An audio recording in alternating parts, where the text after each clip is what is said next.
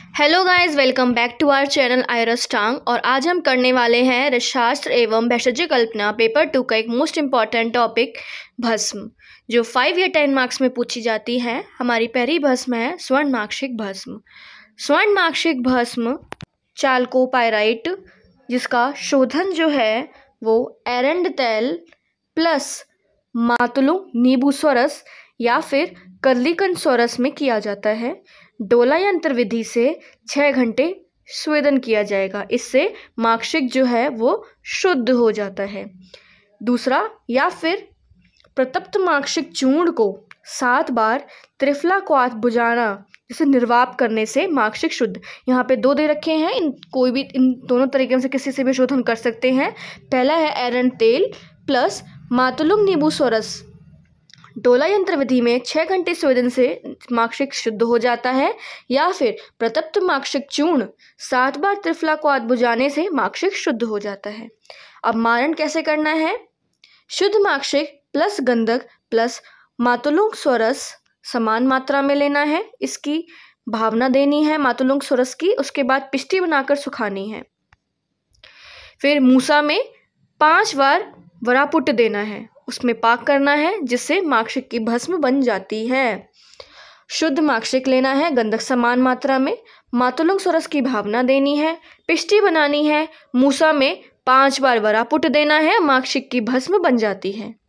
दूसरा प्रोसीजर है एरंडतैल गौघृत या फिर मातुलुंग सोरस लेना है, मर्दन करके खरपर में तीव्र में पाक करना है। स्वर्ण गैरिक सदृश भस्म हो जाती है। भस्म कैसी हो जाएगी? स्वर्ण गैरिक के समान।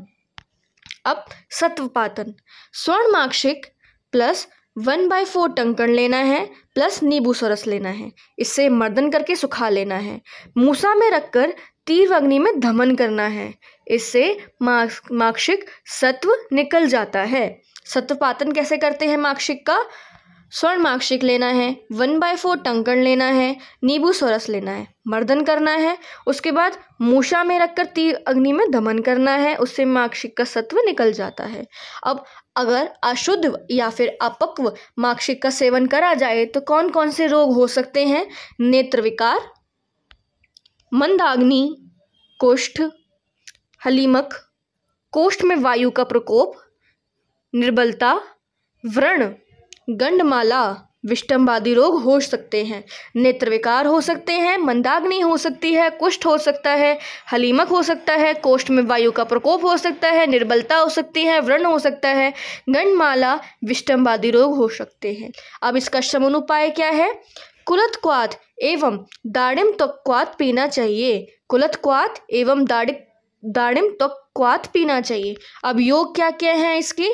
चंद्र प्रभावटी, प्रभाकरवटी, पंचामृत परपटी, गृहिणी कपाट रस और जयमंगल रस।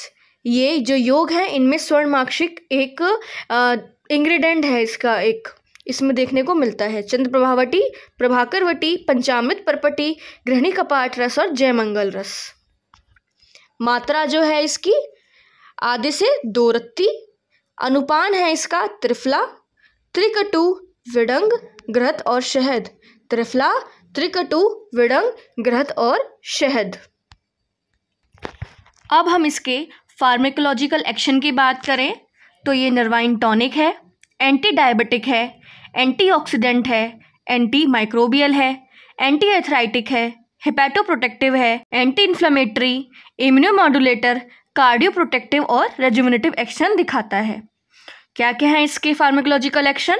Nervine tonic, anti diabetic, antioxidant, anti arthritic, anti microbial, hepatoprotective, anti inflammatory, immunomodulator, cardio protective और रेजुवेनेटिव एक्शन होता है। रिसर्च अपडेट की बात करें तो XRD studies done on raw swarnmakshik and swarnmakshik bhasm show that raw swarnmakshik contains CuFeS2 while bhasm contain Fe2O3, FeS and SiO2. Grains in bhasm found uniformly arranged in agglomerates of size 1-2 micron as compared to raw swarnmakshik, which have grain size of 6 to 8 microns. अगर आपको हमारी video पसंद आई है तो please like, comment, share and subscribe our channel. आपको इसकी PDF हमारे टेलीग्राम ग्रुप पर मिल जाएगी, वहाँ से आप डाउनलोड कर सकते हैं, जिसका लिंक हम डिस्क्रिप्शन बॉक्स में डाल देंगे। Thanks for watching.